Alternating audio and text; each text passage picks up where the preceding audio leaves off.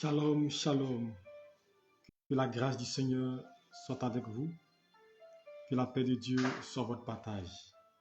Une fois de plus ce soir, nous vous saluons et recevez nos salutations de vos différents pays et différentes positions. Que Dieu vous protège, que Dieu vous garde, qu'il déveille sur vous sa grâce et que ses bienfaits soient innombrables dans vos vies. Alléluia. Nous sommes ce soir là pour notre temps d'enseignement dénommé Entre les mains du Seigneur. Et entre les mains du Seigneur, nous sommes façonnés. Entre les mains du Seigneur, nous sommes enseignés. Entre les mains du Seigneur, nous recevons la nourriture solide. Alléluia. Et je crois que ce soir encore, le Seigneur viendra nous communiquer la vie à travers sa parole. Alléluia. Shalom à toi, maman Gigi. Que Dieu te bénisse abondamment et qu'il te distingue encore davantage dans tout ce que tu entreprends. Sois bénie, maman Marie-Laure. Que Dieu se souvienne de toi. Que Dieu te bénisse. Sois bénie, Destinée. Que Dieu se souvienne de toi, qu'il te bénisse. Shalom à toi, maman Marlène. Que la grâce de Dieu soit avec toi, qui te guide. Et que le Seigneur vous préserve tous. Alléluia. De là vous êtes, recevez la paix de Dieu, recevez la grâce de Dieu. Et surtout, tenez bon, persévérez dans sa présence. Et n'abandonnez jamais. Car la Bible déclare, David dit, j'ai été jeune, et j'ai même vu le juste abandonné. Dieu ne vous abandonnera jamais. Alléluia. Shalom à toi, ma filine, que Dieu te bénisse, que Dieu te garde et qu'il veille sur toi. Alléluia. Nous allons prier le Seigneur et lui confier cet instant. Demandez encore le secours de Dieu. Demandez encore la grâce de Dieu pour cette soirée. Car si nous sommes là, ce n'est pas plus grâce. C'est l'amour qui nous témoigne jour et nuit qui fait que nous sommes présents. Alors nous dit merci et lui confier ce moment, lui confier sa parole et demander son assistance. Père, nous voulons te bénir et encore te dire merci. Je bénis ton nom pour tous tes enfants ici présents. Je rends grâce parce que je sais que Père, tu combats chaque seconde pour nous. Je bénis ton nom pour le ciel qui est ouvert sur chacun d'entre nous. Je bénis ton nom car jusqu'ici, tu nous préserves, tu nous gardes et tu nous protèges. Et nous voulons t'être reconnaissants. Merci pour cet instant. Merci pour ta bonté. Merci pour tes merveilles. Et merci de bénir ce moment. Dispose nos cœurs à l'écoute de ta parole. Que ta parole soit source de vie, source de grâce, source de consolation pour nous. Parle à nos cœurs, parle au cœur de mon frère. Au nom de Jésus-Christ. Et que toute opposition, tout esprit de distraction, d'assouplissement de l'odeur s'éloigne de nous. Au nom de Jésus-Christ. Amen. Dieu vous bénisse abondamment. Je vous salue tous encore dans le nom de Jésus-Christ. Vous qui êtes en train de nous prendre en marche. Que le Seigneur vous visite et qui vous protège. Alléluia. Et qui vous guide. Alléluia. Ce soir, notre thème c'est préserve ton cœur plus que toute chose. Alléluia. Préserve ton cœur plus que toute chose. Alléluia. Hier, nous avons enseigné sur sépare-toi. Alléluia. Nous devons nous séparer des mauvaises personnes, des personnes qui nous causent des peines, des douleurs. Nous devons nous séparer des personnes idolâtres. Nous devons nous séparer de tout ce qui peut constituer un frein à notre adoration. Comme Dieu a dit à Amazia dans 2 Chroniques 25, de se séparer de la troupe d'Israël parce que Dieu n'était plus avec eux et Dieu ne marchait pas à leur côté. Alors ce soir, nous prions le Seigneur qui nous sépare et qui nous éloigne de tout ce qui est négatif. Mais ce soir, préserve ton cœur plus que toute chose. Alléluia. Tu dois préserver ton cœur. C'est un impératif. Alléluia. C'est un impératif. Alléluia. Et pour introduire notre message, pourquoi devons-nous préserver notre cœur? Quand nous lisons la Bible, alléluia, Matthieu, alléluia, c'est que je trouve le verset. Notre premier passage va se trouver dans le livre de Marc plutôt. Marc chapitre 7, verset 17. À partir du verset 17, nous allons voir l'importance du cœur, alléluia, et pourquoi nous devons le préserver. Marc chapitre 7, verset 17. Quand il fut entré dans la maison, après avoir quitté la multitude, ses disciples l'interrogeaient sur cette parabole. Et il est dit, êtes-vous aussi sans intelligence?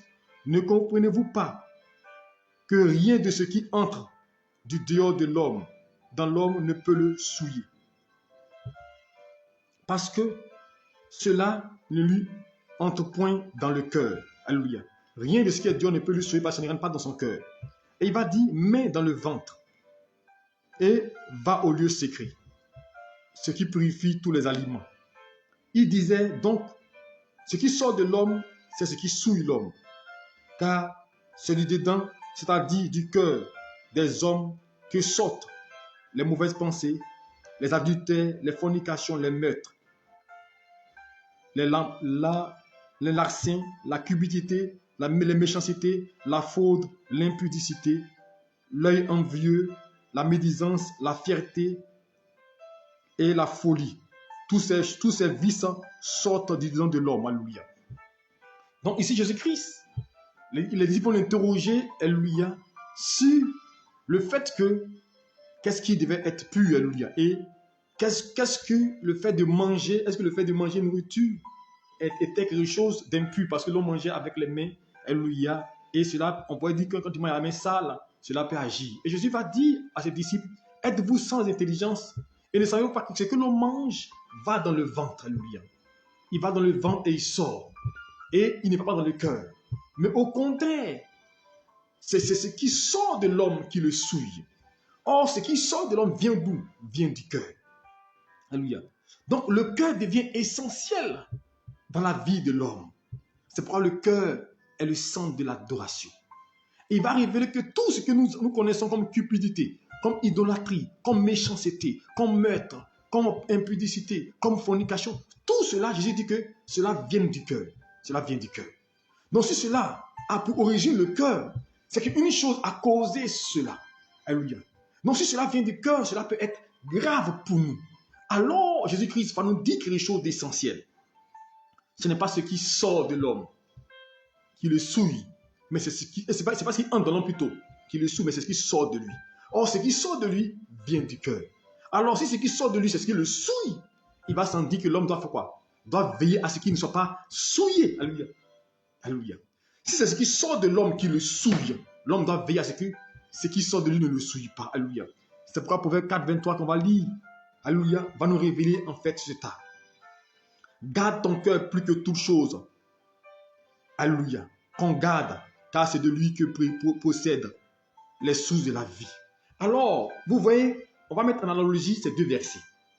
Le premier verset, Jésus-Christ va révéler dans le livre de Marc 7, 17, que ce qui souille l'homme, c'est ce qui sort de son corps. Alléluia. De son cœur. Les mauvaises pensées, les idées, les méchancetés, tout ce qui est négatif, il dit, c'est ce qui sort de son corps, de son cœur. Or, la Bible dit quoi? C'est dans l'abondance du cœur que la bouche parle. Alléluia. Donc, ce que nous exprimons vient de notre cœur. Ce que nous disons vient de notre cœur. Donc, les méchancetés, tout ce que nous subissons, tout ce que nous disons, les mauvaises pensées viennent du cœur. Alors, si ces choses viennent du cœur, Jésus-Christ de veiller, alléluia, sur notre cœur. Car c'est ce qui sort de notre cœur qui nous souille. Or, quand on parle de souiller, ça veut dire que ça nous détruit, ça nous salit, ça nous nuit, alléluia. Ce qui sort de notre cœur nous nuit et nous détruit. Alors, si ça nous nuit, ce qui sort de notre cœur nous nuit, qu'est-ce que nous devons faire? C'est pourquoi Proverbe 4, 23 va nous donner la solution. Préserve ton cœur plus que toute chose. Donc, il va s'en dire qu'il est important de préserver son cœur. Préserver veut dire garder, conserver, protéger. Alléluia. Préserver veut dire garder. Alléluia. Préserver, veiller. Alléluia. Protéger. Et ce qui est important, il va montrer que, il dit préserve ton cœur plus que toute chose qu'on garde. Ça veut dire que nous avons notre argent. Aujourd'hui, quand on vous donne un billet de 10 000 francs, un billet de 100 000, vous veillez ce billet de 100 000 là, il ne faut pas qu'il va se perdre. Alléluia. Quand on vous donne un chèque de 50 millions, le chèque là, même quand vous venez dormir la nuit, vous mettez à votre chevet, ou vous le cachez dans un endroit, il ne faut pas que le chèque va se perdre. Alléluia. Quand on vous donne une belle voiture, quand vous garez quelque part, vous couvrez la voiture pour ne pas que quelqu'un trace sur la voiture parce qu'elle est nouvelle. Donc vous protégez le bien. Mais malheureusement, ce que nous constatons aujourd'hui, nous préservons ce qui est physique, alléluia. Nous préservons nos maisons, nos voitures, nos bijoux, nos chaussures, alléluia. Il y a des endroits où nous gardons nos chaussures, alléluia. Il y a des endroits où nous repassons nos habits. Nous veillons sur ce que nous avons, nous possédons de manière physique. Nous préservons le physique. Nous donnons de l'importance au physique. Nous gardons nos maisons, alléluia. Nous protégeons et nous protégeons ce que nous avons de physique. Pour ne pas que cela se détériore, se détruise. Nous mettons l'accent sur le matériel, sur le physique. On se donne beaucoup d'efforts pour préserver ce qui est physique. Quand on voit une personne qui travaille, qui a de l'argent, il va mettre des garde-corps pour le protéger. Protéger son corps, protéger sa maison. Même il est au travail à visiter dans sa maison pour le protéger, pour le garder. Pour ne pas qu'on vienne voler dans sa maison. Pour ne pas qu'on vienne détruire quelque chose dans sa maison. Parce que quoi? Il veut protéger ses biens. L'homme protège ses biens. L'homme protège ce qu'il a. Alléluia. Mais la Bible dit ici dans Proverbe 4, 23, alléluia, il dit préserve plus que toute chose. Alléluia. Préserve plus que toute chose, garde plus que toute chose. Donc ça veut dire que la chose qu'on devait préserver le plus, nous dit Proverbe, c'est notre cœur. Mais est-ce que tu préserves ton cœur plus que toute chose? C'est la question à laquelle tu dois répondre ce soir. Est-ce que tu préserves ton cœur plus que toute chose? Nous laissons libre cours à nos désirs, à notre méchanceté. Nous laissons les choses emplies dans nos cœurs. Mais pourquoi nous devons préserver nos cœurs plus que toute chose? C'est là la question. Et le deuxième compartiment des versets, alléluia, va le révéler. Il dit, garde ton cœur plus que toute chose, car c'est de lui que procèdent les sources de la vie. Que c'est de lui que viennent les sources de la vie. Donc nous comprenons par là que les sources de la vie, quand on parle de sources, c'est d'où découle une grâce, d'où découle une bénédiction, d'où découle une faveur, d'où découle la vie. Alléluia. Ce n'est pas la vie. Alléluia. Mais il dit que c'est les sources de la vie. Il dit que les sources de la vie viennent du cœur. Donc ce qui signifie que notre stabilité financière, matérielle, sociale, conjugale, à tous les niveaux, dépend du cœur. Si on s'en tient au verset. Si on s'en tient au verset, cela signifie que ce que nous recherchons dépend du cœur. C'est pas dire garde ton cœur plus que toute chose. Car de lui viennent les sources de la vie. Donc les sources de la vie viennent du cœur. Donc vous comprenez pas avec moi que on doit protéger le cœur. On doit le garder. On doit veiller sur le cœur. On ne doit pas laisser le cœur être influencé. Le but du diable, c'est d'atteindre notre cœur. Le but du diable, c'est d'apporter la méchanceté. Le but, c'est de nous terroriser, nous paniquer, apporter les rancœurs dans nos cœurs. C'est pourquoi j'ai dit aux gens, vous qui êtes rancunieux, ce n'est pas bon. Vous vous détruisez. C'est pas remarquer bien. Une personne qui est toujours fâchée, une personne qui est toujours anxieuse, une personne qui est toujours stressée, une personne qui est toujours en train de pleurnicher, c'est difficile qu'elle réussisse dans la vie. Même quand elle a les choses, elle n'avance pas. Parce que ces choses qui sortent vont impacter négativement. Et ce n'est pas ce qui entre en l'homme, c'est ce qui sort de l'homme qui le souille. Donc, du coup, ce que tu vas sortir de toi va t'influencer et va te détruire. Donc, pour montrer que ton succès, ta grâce, ta bénédiction sortiront du cœur. Et c'est pourquoi on va le révéler bien dans le 3 Jean chapitre 1. Je veux que tu prospères à tous égards. Alléluia. Je veux que tu prospères à tous égards et sois en bonne santé, qu'on prospère l'état de ton cœur, de ton âme. Il ne parle pas de l'âme, il parle du cœur là. Alléluia. Est-ce que vous comprenez? Donc, la prospérité matérielle, financière, sociale, santé, 3 Jean nous dit, dépend de l'état de notre âme. Or, quand il parle de l'état de l'âme, il fait allusion au cœur.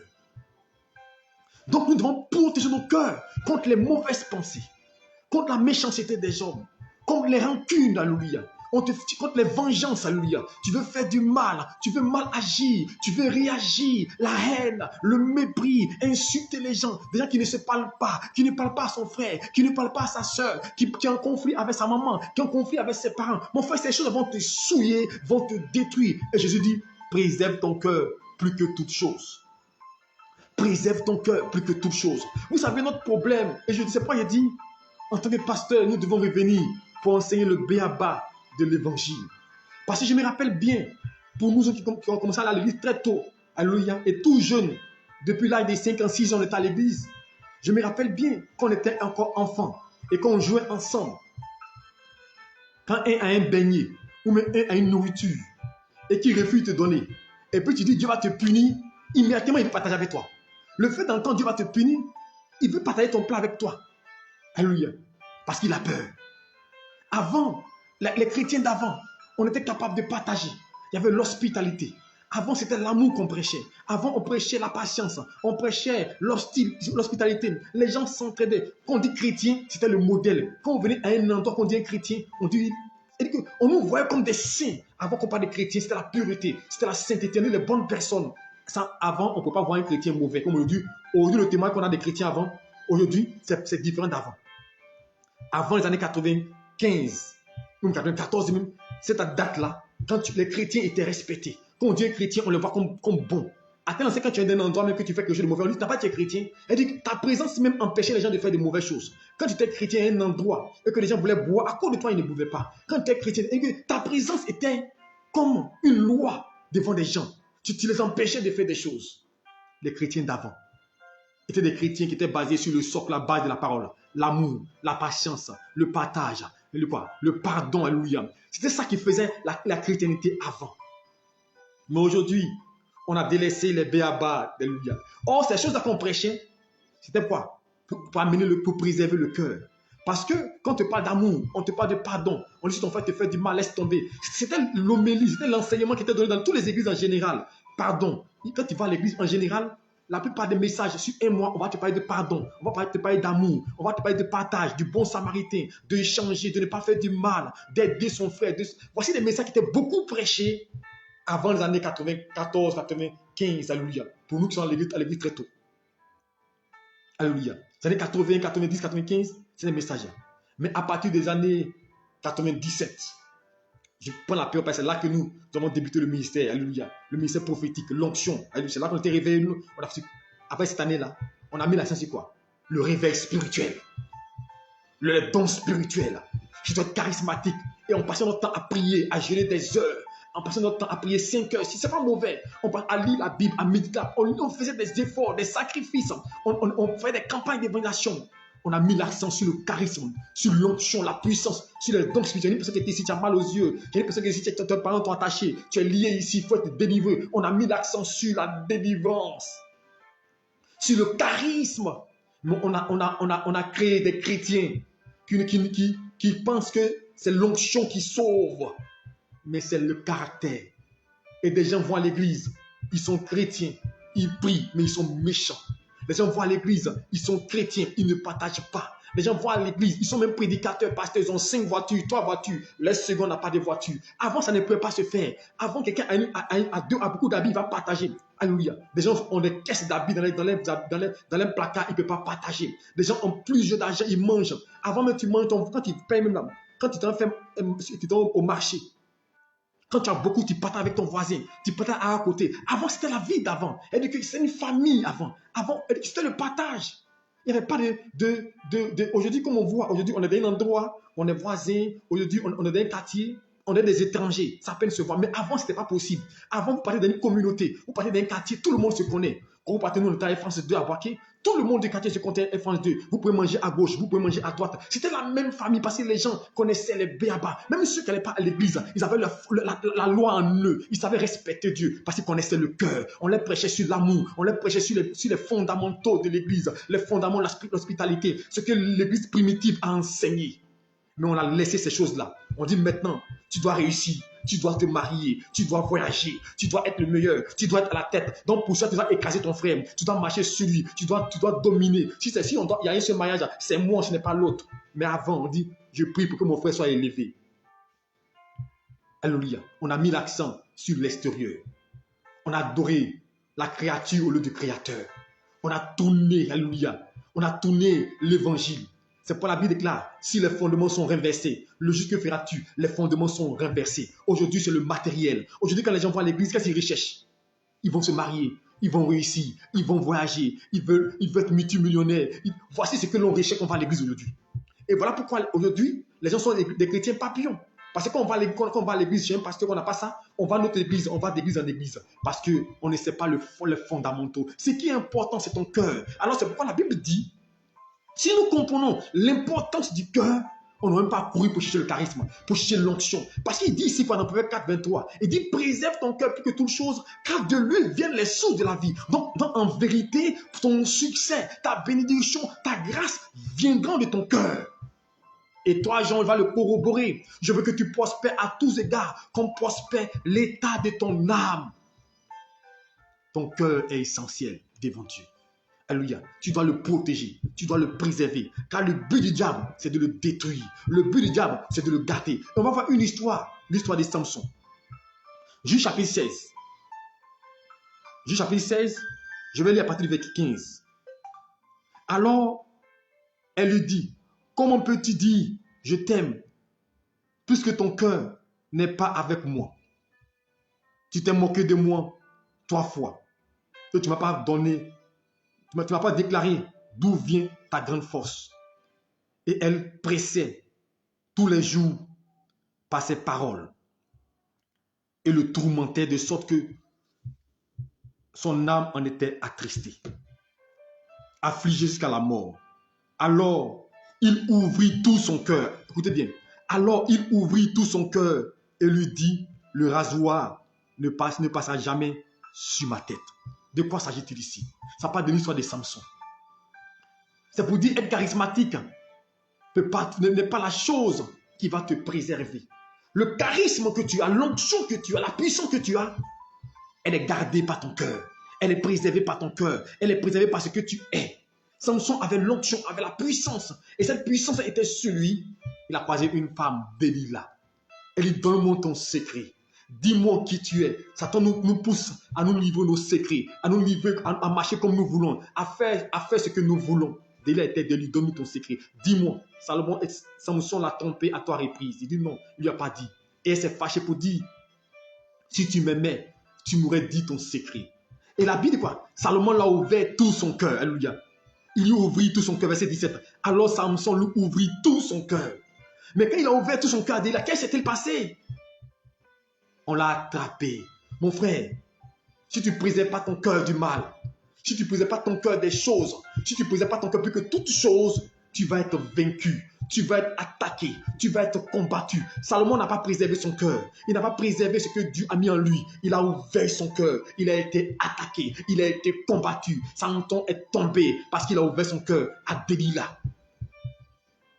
Préserve ton cœur plus que toute chose. Car de lui vient le source de la vie. Samson n'a pas préservé son cœur.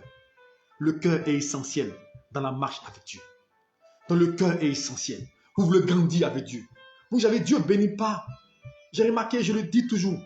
Quand vous remarquez bien, les hommes de prière, les hommes de jeûne ne sont pas bénis généralement. Mais les gens qui ont un bon cœur, regardez bien. Les gens qui ont un bon cœur, les gens qui aiment les gens, qui partagent, qui sont positifs, c'est eux qui évoluent dans la vie. Vous regardez autour de vous. Vous voyez des gens, ils font des efforts, ils travaillent. Mais c'est le cœur. Quand vous avez un cœur dévoué, un cœur, vous le protégez, un cœur qui est désintéressé, un cœur qui est prêt à faire des choses pour Dieu. Je vous dis, vous n'avez pas besoin de dire, Seigneur, donne-moi. Vous n'avez pas besoin de dire, Seigneur, aide-moi. Seigneur, il va envoyer sa grâce, vous aider. Et c'était ça, David. Quand David déclare que David est l'homme sur le cœur de Dieu, David préservait son cœur toujours. Quand son fils a fait un coup d'état contre lui, David a préservé son cœur. Quand son fils a violé sa soeur, David a préservé son cœur. Quand Saül voulait le tuer, David a préservé son cœur. Mais nous, aujourd'hui, quand on veut nous faire du mal, on est prêt à réagir négativement. Saül en voulait à la vie de David. Saül a projeté tuer David. Saül a voulu détruire la vie de David. Est-ce que vous m'entendez?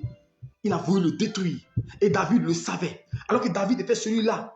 Quand il jouait de la harpe, les démons qui étaient sur Saül quittaient. Donc David était l'homme qui aidait Saül, qui permettait à Saül d'être en paix, d'être stable. Mais Saül a levé la main contre David. Saül s'est lié contre David. En temps normal, c'est toi et moi, qu'est-ce qu'on aurait fait? On serait fâchés, on allait le combattre, il n'a qu'à mourir. Mais Saül a préservé son cœur. Même quand David plutôt a préservé son cœur. Même quand Saül le pourchassait pour le tuer, David s'est caché à un endroit. Et Saül était campé à un endroit avec ses soldats. Le matin, s'est levé pour aller attaquer David. Et pendant la nuit, David s'est faufilé. Quand tous dormaient, il est venu. Saül était à sa portée. Est-ce que vous comprenez? Saül était à sa portée. Souvent nos ennemis, souvent ceux qui nous font du mal sont à notre portée. Souvent ceux qui nous blessent sont à notre portée. Mais qu'est-ce que nous faisons? On les fait du mal. Tu es assis là. Imagine un peu, tu es DRH, directeur des ressources humaines.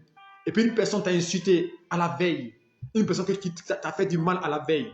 Et puis tu la retournes dans ton bureau. Tu dois signer ce papier pour l'embaucher. Est-ce que tu vas le faire? Je ne crois pas. Au contraire même, tu vas même barrer son dossier pour dire va-t'en. Parce que quoi? À la veille, elle t'a insulté. Une personne a besoin de soutien, de secours. Elle t'a fait du mal. Mais quand elle sera en face de toi, tu vas te souvenir de ces choses-là. Nos cœurs viennent de méchanceté. David a coupé le vêtement de Saül à côté. Il est parti. Le lendemain, il est venu la montagne David à Saül. Saül a été frappé par ce tac-là. Il dit, tu pouvais me tuer. Tu pouvais m'atteindre. Je vous dis une chose. Ce n'est pas parce que vous avez la possibilité de faire du mal à quelqu'un. Ce n'est pas parce que Dieu met vos adversaires entre vos mains que vous devez les tuer.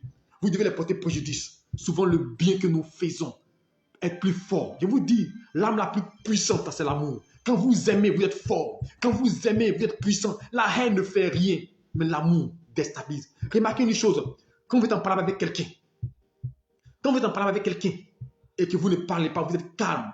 Pendant que vous faites du mal, vous faites du bien, il est déstabilisé. C'est pourquoi Jésus-Christ a dit, si ton ennemi a faim, donne-lui à manger. S'il a soif, donne-lui à boire. Mais aujourd'hui, l'évangile que nous prêchons aujourd'hui, on doit tuer nos sorciers, on doit tuer ceux qui sont contre nous. Mon frère, c'est écrit quand même.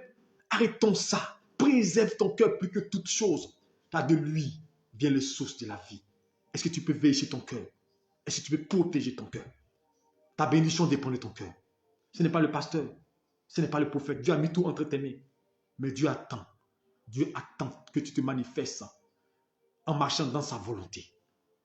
Que ton cœur, vous savez, il y a des moments, on n'a pas besoin de crier, de faire de longues prières.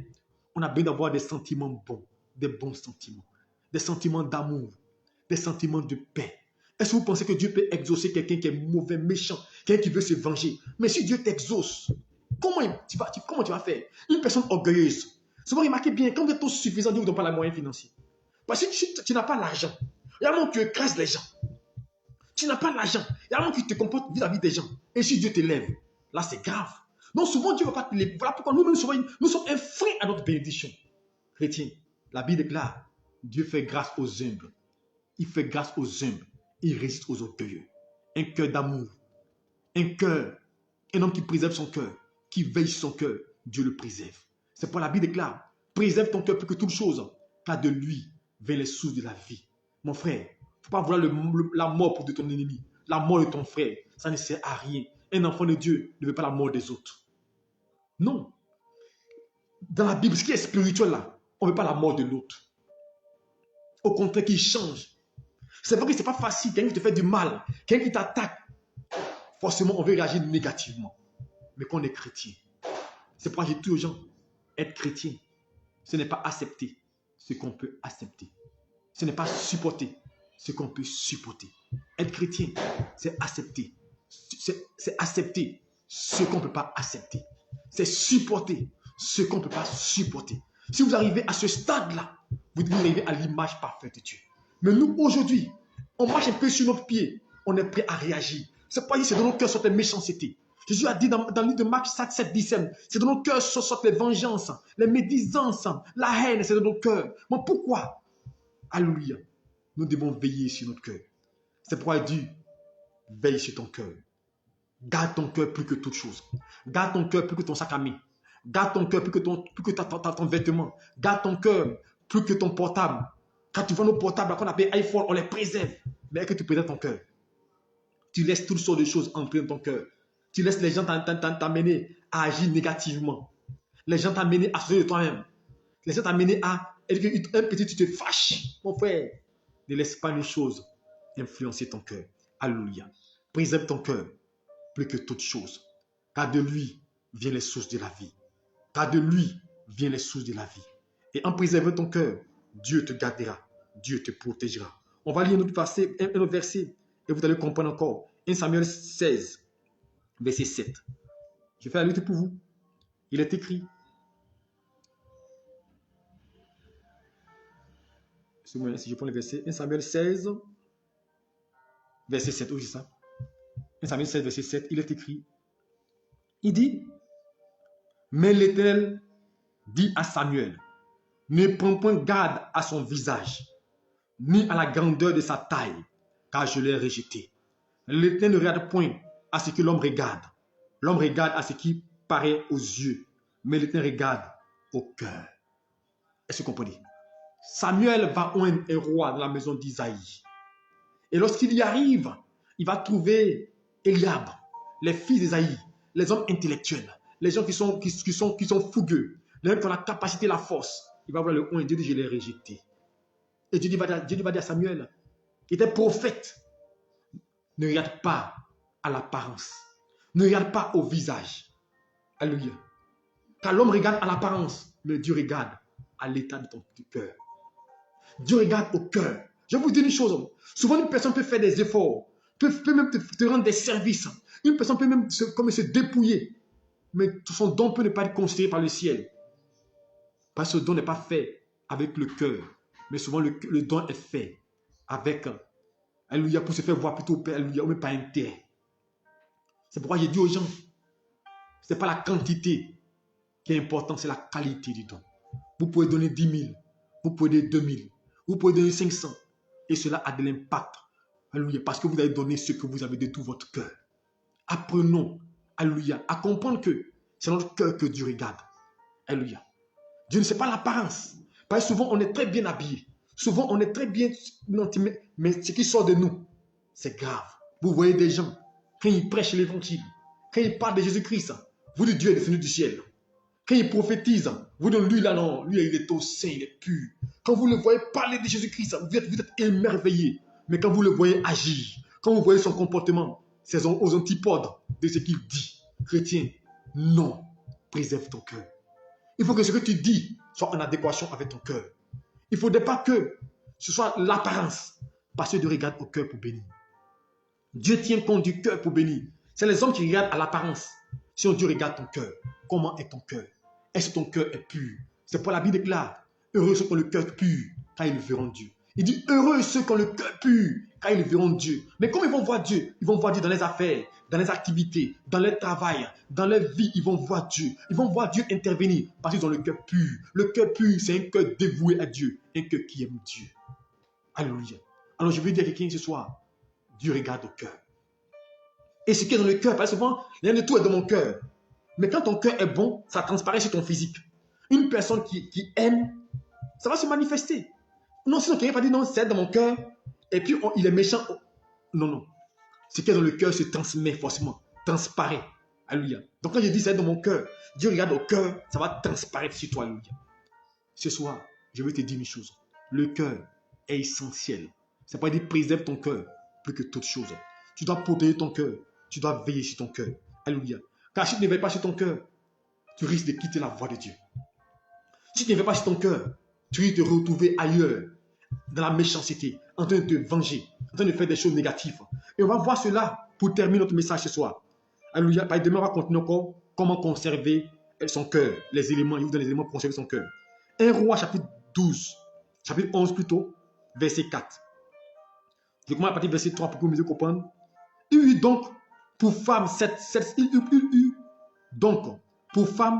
princesses et 300 concubines. Et les femmes détournaient, écoutez bien, et ces femmes détournaient son cœur. Il arriva au temps de la vieillesse de Salomon que ces femmes détournaient son cœur auprès d'autres dieux et son cœur ne fut pas intègre avec l'Éternel, son Dieu, comme le cœur de David. On parle de Samuel ici, de Salomon. C'est pourquoi il dit, il faut préserver ton cœur. Salomon a reçu la sagesse de Dieu. Avoir la sagesse de Dieu, avoir le charisme, avoir la grâce de Dieu ne suffit pas. Il faut préserver ton cœur. Il faut préserver ce que tu as. Salomon a laissé les femmes, le détourner de la voie de Dieu.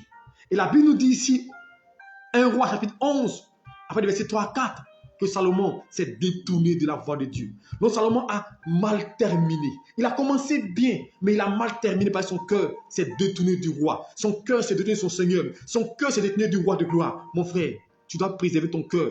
Pour ne pas que ton cœur se détourne de Dieu. Pour ne pas que ton cœur se détourne de Dieu, c'est grave pour toi. Car quand ton cœur se détourne de Dieu, ta vie va aller en se détruisant, en se dégradant. Quand ton cœur se détourne de Dieu, tu es exposé aux démons, exposé aux esprits maléfiques, exposé aux esprits de famille. Que ton cœur ne se détourne pas de Dieu. Que ton cœur ne s'éloigne pas de l'Éternel. Que ton cœur soit attaché à Dieu.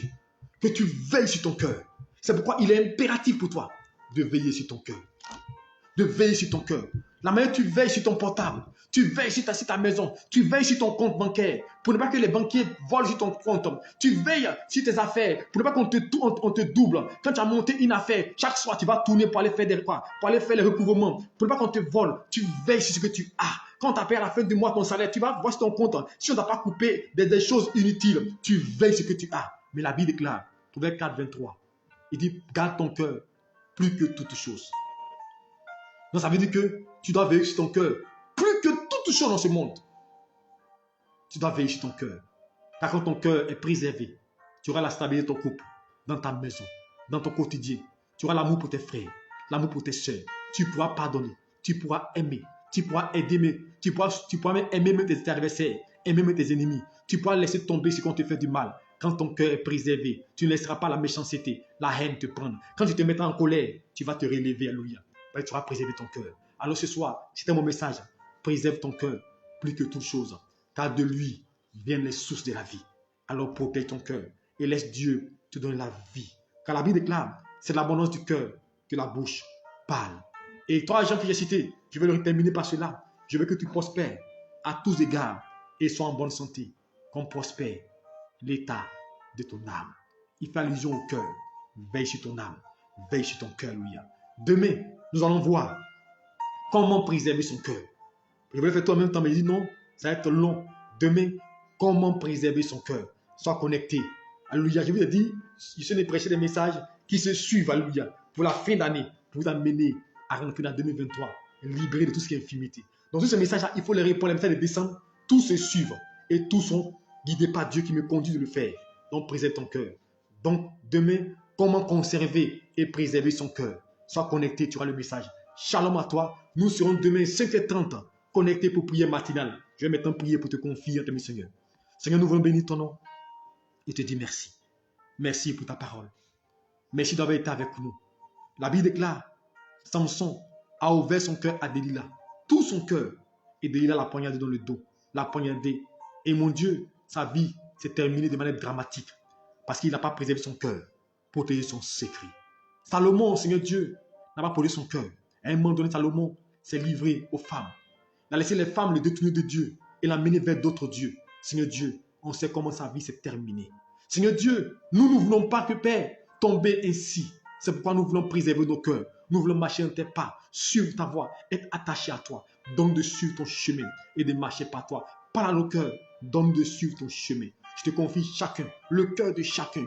À partir de ce soir, commence à libérer les cœurs, commence à délivrer les cœurs de la haine, de la méchanceté, du mépris, de l'orgueil. Commence à enlever tout ce qui n'est pas de toi dans le cœur. Libère les cœurs, restaure le cœur, régénère-les, mon Dieu, afin que, mon Dieu, le cœur soit pur. Car la Bible déclare, heureux ceux qui ont le cœur pur, car ils verront Dieu. Nous voulons que nos cœurs soient purs, nos cœurs soient selon toi, afin de pouvoir t'adorer. Merci de bénir mon frère. Je te confie ça cette nuit-là. Préserve cette nuit-là, mon Dieu. Protège-les, garde-les, veille sur eux, qu'ils aient sommeil doux et paisible. Et que matin, si tu te réveilles en bonne santé. Je te confie la prière demain, prends le contrôle. Que demain nous réveillons en bonne santé pour prier matinale, dont tu prends le contrôle. Merci pour ta grâce. Au nom de Jésus-Christ. Amen. Dieu vous bénisse. Demain, 5h30, nous avons rendez-vous pour prier matinale. Tu peux encore écouter tous ces messages-là. Shalom à toi. Dieu te bénisse et bonne nuit.